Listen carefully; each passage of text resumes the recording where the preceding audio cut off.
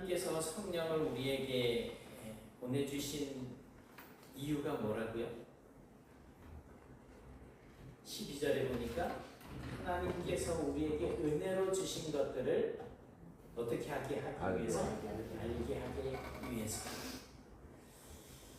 오늘은 이 하나님의 영, 성령을 받은 사람들에 대해서 이제 본문에서 우리가 발견할 수가 있는데, 우리는 다 하나님의 영을 받은 사람들이라는 것입니다. 한국 교회사에서 70년대, 80년대는 성령 운동으로 그 열기가 대단했던 그러한 시기였습니다. 그래서 뭐 요즘도 있기는 하지만 그 시대에는 깊은 산 속에 가면 정말 수없이 많은 기도원들을 이제 볼 수가 있었고, 그 기도원들에는 수많은 사람들이 모여가지고 그렇게 매일 그냥 기도하고 집회를 여는 그러한 시절이 있었습니다. 그렇게 매일매일의 집회에 수백 명씩 모이는 것은 예산 일이었고요. 기도하면서 이제 성령을 받겠다고 몸부림을 치는 그러한 사람들이 많았고, 심지어는 많은 사람들이 금식하면서 기도하는 사람들도 있었습니다. 그리고 실제로 그렇게 몸부림을 치는 사람들, 그렇게 하나님 앞에 모여서 예배하고 찬양하고 기도하고 이런 과정 속에서 성령을 받았다면서 방언하는 사람들도 많이 있었습니다. 그렇게 성령의 시대가 시작되면서 한국교회는 이제 이 교회 성장 시대가 찾아왔어요. 그때 수많은 교회들은 교회 건물을 건축하는데 정말 한국교회는 그야말로 최고의 전성기를 누렸었습니다. 우리 대한민국 인구가 약 4,500만 명 정도 될 때에 한국 교회의 성도들이 1,500만 명이라는 이야기가 있었어요. 4,500만 명 중에 1,500만 명이면 3분의 1이잖아요. 그러면 그때 당시에는 3명 중에 1명이 예수를 믿는 사람들이었던 거예요. 하지만 2000년대에 들어서면서 이제 90년대 후반을 지나서면서 이 교회가 점점 쇠약해지더니 지금은 교회마다 주일학생들 그 숫자가 확 줄어들어서 주일학교가 폐쇄될 그럴 위기에 처해 있습니다. 그리고 작년들도 그 수가 점점 줄어들어서 지금 우리 한국교회의 전체 기독교 인구는 약 한 600만 명에서 800만 명 정도로 추정을 하고 있어요. 정확하게 알 수가 없는 건 이 교회 다니던 사람들이 저 교회 다니고 있는데 여기에서 이 호적을 파가지 않아가지고 여기도 있고 저기도 있고 그래서 중복적으로 이제 헤아리는 사람들이 있기 때문에 정확하게 알 수가 없어요. 어쨌든 간에 1,500만 명 정도에서 800만에서 600만이면은 거의 반 이상 줄었다라고 볼 수가 있겠죠. 그렇다면 이렇게 축소되어지고 있는 이 한국교회의 성령의 시대는 끝난 것일까? 아니면 이제는 성령께서 일을 하지 않고 계신 것일까? 이런 생각들을 해볼 수가 있겠습니다. 불과 40년 전, 50년 전 이럴 때 그 기도하며 성령을 받았던 많은 사람들은 모두 어디로 갔을까요? 여러분들은 성령을 받으셨습니까? 받으셨어요? 네. 오늘 본문에서 사도 바울은 성령을 받은 사람들에 대해서 이야기를 하고 있습니다. 그러니까 이 세상에서 아무도 알지 못했던, 그래서 감추어졌던 그 예수 그리스도의 십자가의 은혜와 또 부활의 감격을 알고 믿음으로 그러한 것들을 받아들일 수 있었던 것은 바로 성령의 감동을 받은 사람들과 그 하나님께 속한 그 사람들만이 이제 알 수가 있었다라는 것입니다. 듣는다고 알게 되는 것도 아니고 본다고 믿게 되는 것도 아니거든요. 많은 사람들이 예수님을 만나고 예수님의 이야기를 들으면서도 예수님을 죽이기 위해서 애를 썼잖아요. 이제 그런 상황에서 오늘 본문에 보니까 성령께서는 하나님의 깊은 것까지도 통달하신다라고 그렇게 말씀을 전하고 있습니다. 또한 하나님께서는 우리에게 은혜로 주신 것들을 알게 하시기 위해서 하나님의 영을 우리에게 주셨다라고 이렇게 말씀을 하면서 영적인 사람들, 성령의 임재하심을 인하여서 성령의 붙들림 받은 사람들은, 영적인 사람들은 성령의 하시는 일들을 받게 된다라고 그렇게 말씀을 하고 있습니다. 칼 바르트라고 하는 아주 유명한 신학자가 있어요. 이분은 우리 이제 그 칼빈주의에서는 약간 좀 벗어나 있는 그런 분인데 정말 유명한 신학자예요. 그리고 이제 우리가 익히 이름을 많이 들어보셨을 것인데 빌리 그레함 목사님이 두 분이 이제 여행을 하다가 만났어요. 그리고서 대화를 하는 도중에 이 빌리 그레함 목사님이 신학자 칼 바르트에게 신학에서 가장 강조해야 할 것이 있다면 무엇입니까? 라고 하는 질문을 던졌습니다.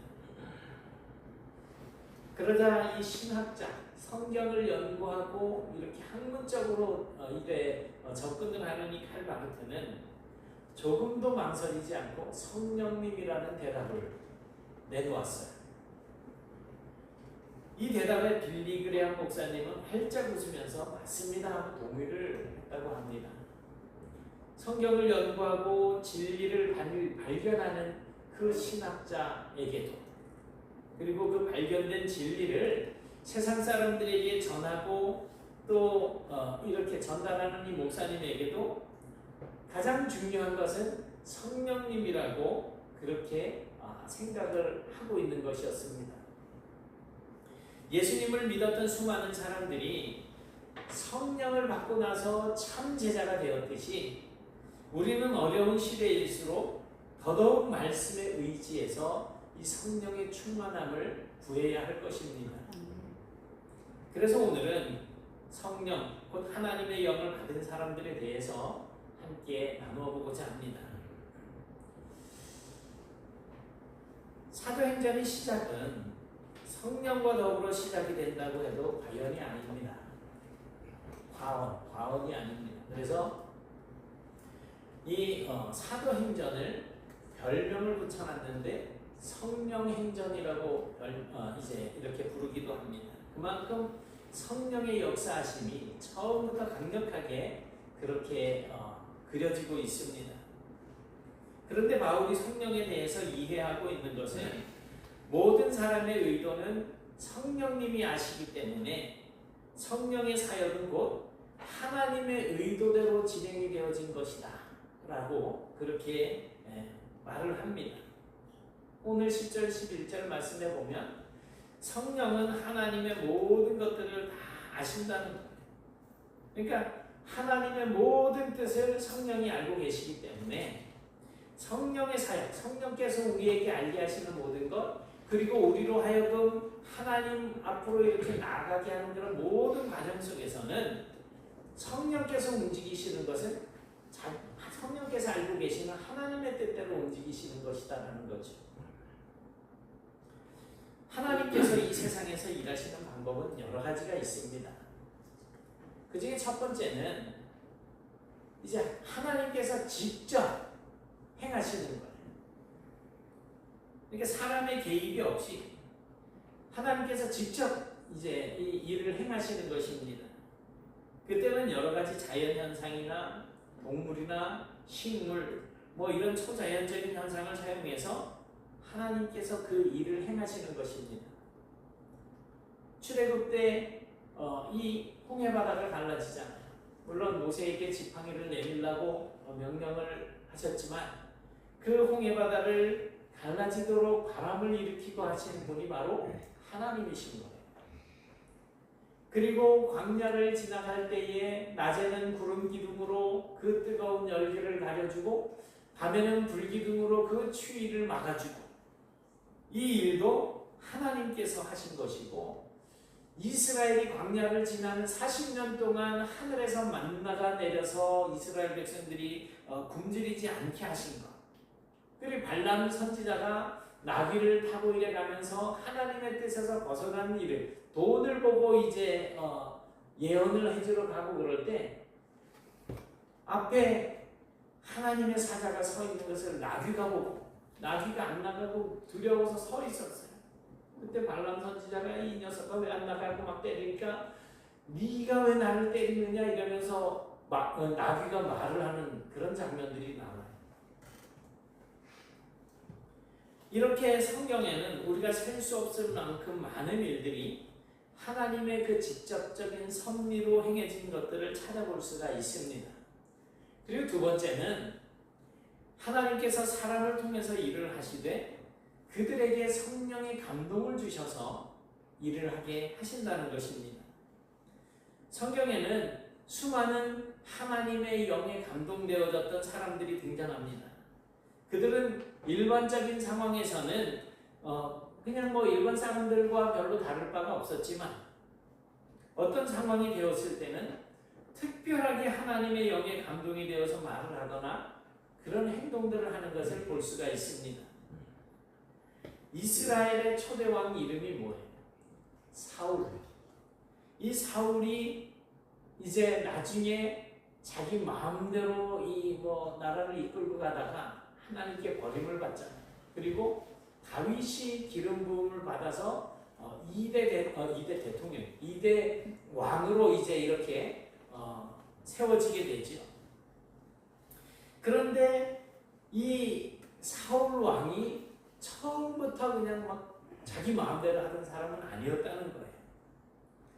사무엘상 10장 10절에 보거나 또 사무엘상 19장 23절에 보면 이 사울은 두 번이나 하나님의 영에 감동되었던 적이 있었던 사람입니다. 또한 역대하 24장 20절에서는 하나님의 영이 제사장 여호야다의 아들 스가랴를 감동시키셨다라고 이렇게 말씀을 하고 있어요. 신약 성경에서도 수많은 성령의 역사하심에 대한 사건들이 기록이 되어져 있습니다.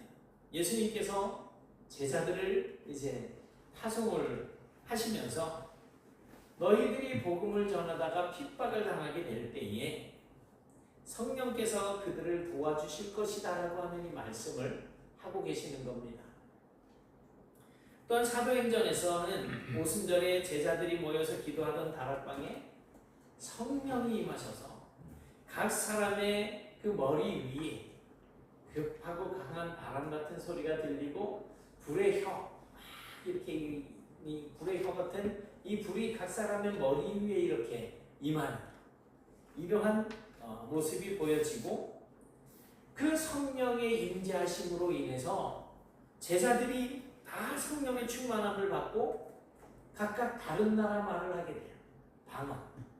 그때 이스라엘의 절기 때에 이곳저곳에 흩어져서 살고 있었던 디아스포라, 흩어져 있던 그 유대인들이 이제 예루살렘으로 모여들었을 때 그곳에서 이 본토의 말을 잃어버린 2세, 3세들이 이 제자들이 나가가지고선 복음을 전할 때 자기들이 알아듣는 말로 복음을 듣게 되는 거예요. 그래서 이 사도행전에 있는 이 말씀은 방언이라고 할 때에 우리가 말하는 랄랄랄라 따따따따 이 방언이 아니고 일본어를 한다든지 중국어를 한다든지 영어를 한다든지 하는 이런 방언을 이야기하는 거예요.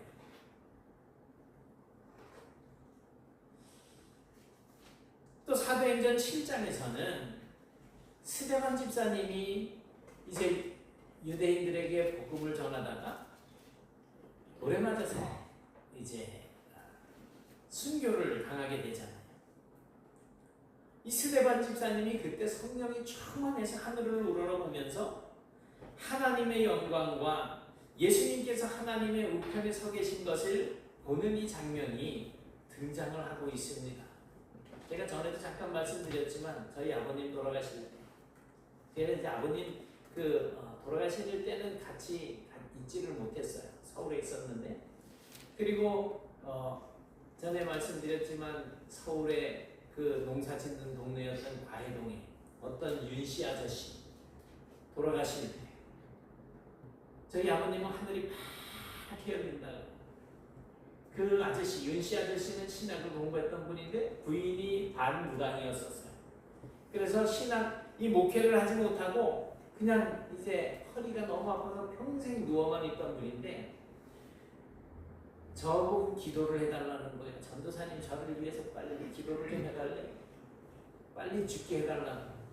그러면서 제가 이제 어떻게 그래도 이 사람을 빨리 죽여주시옵소서는 못하니까 하나님 뜻이 계시면 빨리 건강을 회복시켜달라고 기도를 했더니 무슨 전도사가 기도를 이따구로 하냐고 지금 하늘이 쫙 열려가지고 저기서 천사들이 오르락내리락 하면서 자기를 향해서 손짓을 하고 있다고 이렇게 말씀을 하시더니 3일에 돌아가셨다 그랬잖아요.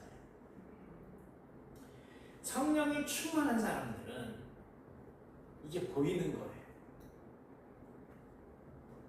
여러분, 결국 성령께서 하시는 일은 바울이 전하는 말씀처럼 하나님께서 이 세상 가운데서 이루시고자 하시는 일이라고 이해하면 되겠습니다. 그러니까 성령께서 우리로 하여금 깨닫게 하고 우리로 하여금 보게 하고 우리로 하여금 말하게 하고 하는 모든 것들은 하나님께서 이 땅에서 하시고자 하는 일들이라는 거예요. 그렇다면 이렇게 사도들의 시대에는 성령께서 일을 하셨는데 오늘날은 성령님이 일을 하시지 않는 것일까요? 왜 이렇게 교회들이 엉망이고 막 이렇게 좋지 않은 모습들이 나타나는 걸까요? 성령께서 일을 하시지 않는 것이 아닙니다. 하나님은 그때나 지금이나 여전히 살아계심으로 성령께서도 동일하게 역사하고 계십니다. 왜? 하나님께서 하시는 일을 하나님께서 가지고 계신 그 뜻을 성령께서 행하시는 것이기 때문에 성령께서 일을 중단하셨다라고 말하는 것은 잘못된 거죠. 그런데 왜 요즘 성령 충만한 사람들을 보기가 힘들까요? 이 사실 어떠세요? 딱 보니까 어떠세요? 평화롭고 이상한 것 같지 않으세요?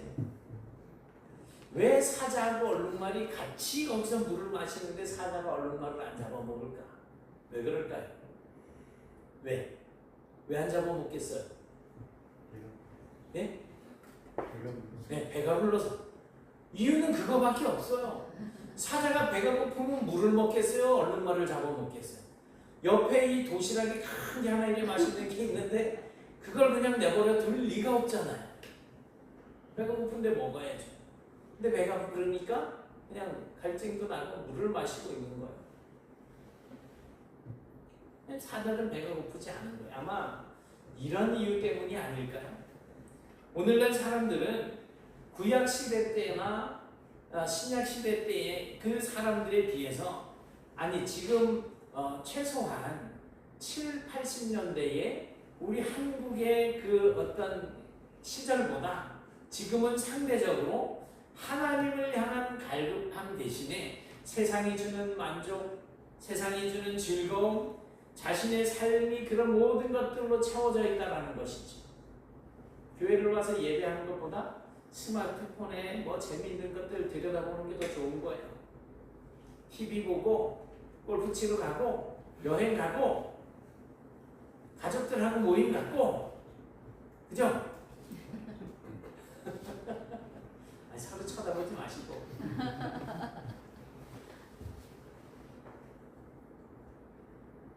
하나님을 향한 갈급함이 배고플 때보다 덜하다는 거예요. 왜? 먹고 살만하잖아요. 이제는 즐길만 다 하잖아요. 어제 이제 서울 우리 그 가족들이 이렇게 내려오셨는 큰 차요. 외국 여행을 저를 데리고 가주겠다는 거예요. 제가 그랬어요. 뭐라 그랬겠어요? 전 교회 지켜야 돼요. 이랬어요.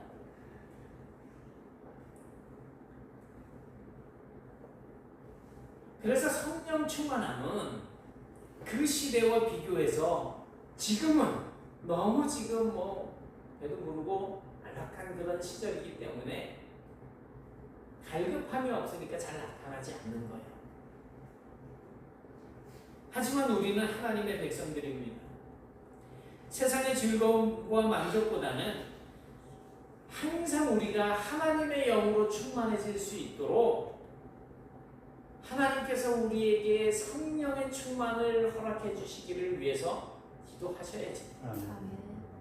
하셔야지.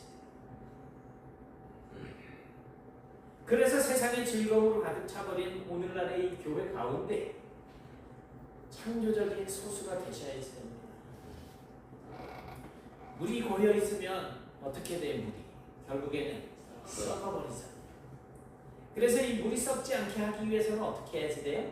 계속 새물이 흘러다니게 해야지 돼요. 끊임없이 새물이 들어오고 나가고 들어오고 나가고가 반복적으로 계속 이루어져야 물이 안 썩는 거예요. 웅덩이 물은 썩잖아요. 그러나 시냇물이나 강물이나 흐르는 물은 썩지 않잖아요. 이와 같은 이치로 우리 이런 사회의 공동체에도 새물이 들어오지 않으면 쇠퇴할 수밖에 없습니다. 성경에서는 이런 새물을 창조적 소수라고 이야기합니다.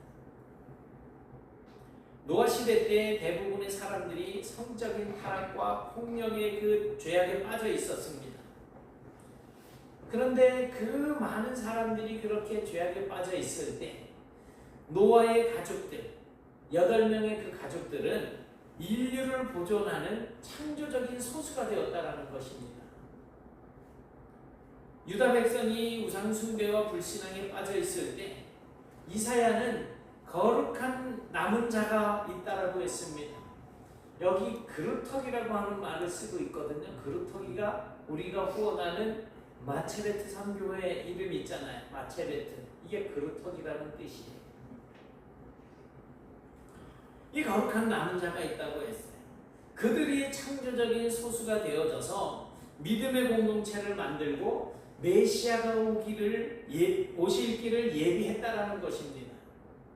하나님께서는 성령님의 역사심을 통해서 이러한 일들을 꾸준히 이어 오셨다는 거예요. 세상이 주는 즐거움과 만족으로 하나님을 향한 갈급함이 사라진 오늘날 지금도 여전히 하나님의 영을 충만히 입어서 하나님의 의도를 세상에 드러내는 사람들, 하나님의 창조적 소수가 지금 이쪽 제천 지역에도 존재하고 있다라고 하는 사실들을 바로 우리가 보여줬으면 좋겠습니다. 12절, 13절을 보니까 바울은 성령님께서 하시는 일로서 하나님께서 은혜로 주신 것들을 알게 하는 역할을 한다고 말씀하고 있습니다. 13절에 이렇게 제일 밑에 분별하느니라 라고 했는데 이 분별이라고 하는 이 말의 뜻은 서로 상반된 것을 가려낼 줄 아는 거예요. 예전에 보면 저희 어머니를 보면 콩 이제 막 사가지고 와가지고 콩깍지 걷어내고 거기 돌멩이 있는 거 걷어내고 막 이러면서 골라내는 그게 분별 아니겠어요? 야곱과 에서 이 쌍둥이의 아버지 이름은 이삭인데 이 이삭이 눈이 어두워졌습니다. 그 아들이 장자권을 가지고 이제 있기 때문에 가서 네가 고기를 잡아와서 맛있게 나를 요리해주면 내가 너를 마음껏 축복해줄게 라고 했어요. 이제 그 아내 리브가가 이 쌍둥이 엄마 리브가가 그 이야기를 듣고 이제 형 에서가 나가서 사냥을 하러 갔을 때 둘째 아들 야곱에게 야야야 너 이래 해가지고 아버지를 속여서 축복을 받아 라고 이제 꼬드겼어요. 그래서 양의 가죽을 염소 새끼의 가죽을 이제 막 팔에다 두르고 이 옷을 에서의 옷을 입히고 냄새가 에서의 냄새가 나야 되니까 그렇게 해서 들어갔을 때 이 이삭이 눈이 어두워서 목소리는 야곱의 목소리인데 냄새하고 팔 뭐 이런 몸을 보니까 에서로구나 하면서 축복을 해준 거예요. 분별을 하지 못한 거예요.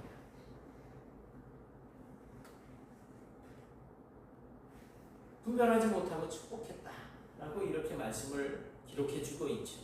레위기 10장 9절 10절에서는 제사장들이 회막에 들어갈 때는 독주를 마시지 말 것을 명령하고 있습니다. 왜냐하면 그래야 그들이 거룩한 것과 속된 것들을 분별할 수 있게 되고 부정하고 정한 것들을 분별할 수 있다라고 그렇게 말을 하고 있습니다. 솔로몬이 아주 유명한 사람이 된 게 1,000마리의 번제를 드리고 나서 하나님 앞에서 이제 기도를 하잖아요. 그때 하나님께서 너무 흡족해서 야 네가 뭘 구하든지 내가 다 들어줄게. 그럴 때 이 솔로몬이 뭘 구합니까? 무슨 지혜를 구했을까요? 백성들 다스리는. 네, 백성들이 어떤 송사를 걸어오게 될 때 선악을 분별하게 해달라고, 그런 지혜를 달라고 기도를 한 겁니다. 하나님께서는 그런 솔로몬의 지혜를 기쁘게 받으시고 구하지도 않은 것까지 다 이제 들어주셨다라고 이렇게 말씀을 하고 있습니다. 이 외에도 분별한다라고 하는 그 내용은 성경에 참 많이 나오고 있습니다. 그렇다면 성령을 받은 사람들은 무엇을 분별할 수 있다는 것일까요? 오늘 본문 12절에서 말씀하고 있는 것처럼 하나님께로부터 온 것을 알 수 있다라고 말씀을 하고 있습니다. 하나님께로부터 온 것. 사람의 입에서 나온 말들과 하나님께로부터 온 것을 분별해서 알 수 있다라는 뜻이에요. 그래서 이 땅에 참 많은 거짓 선지자들이 있어요. 요즘도 이 하나님의 말씀을 변질시켜가지고 사람들을 현혹하는 사람들이 얼마나 많은지 모릅니다.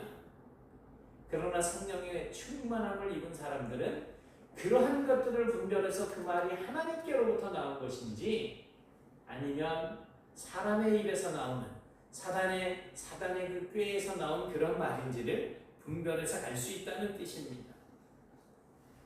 요즘 세상에 정말 수많은 그런 말들 그리고 많은 가르침들이 넘쳐납니다.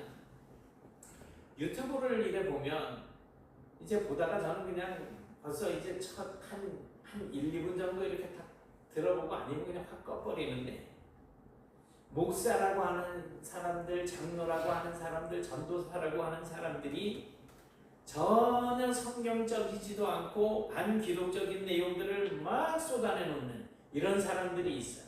사람들의 호기심을 자극을 해서 자기의 이 시청률을 높이기 위해 가지고 결국에는 돈이 목적이겠죠. 그리고 세상을 혼란스럽게 하려고 하는 그런 목적이겠죠.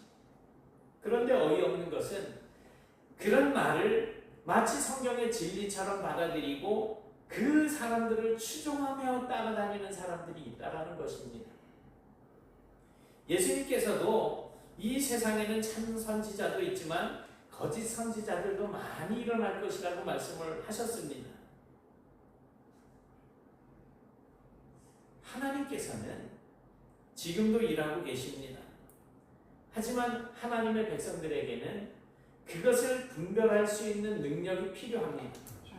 그리고 그것은 내가 아무리 많이 성경을 연구한다고 해도 나에게 나타나는 그런 능력이 될 수가 없고 오직 성령, 하나님의 영으로 가능하다는 것입니다.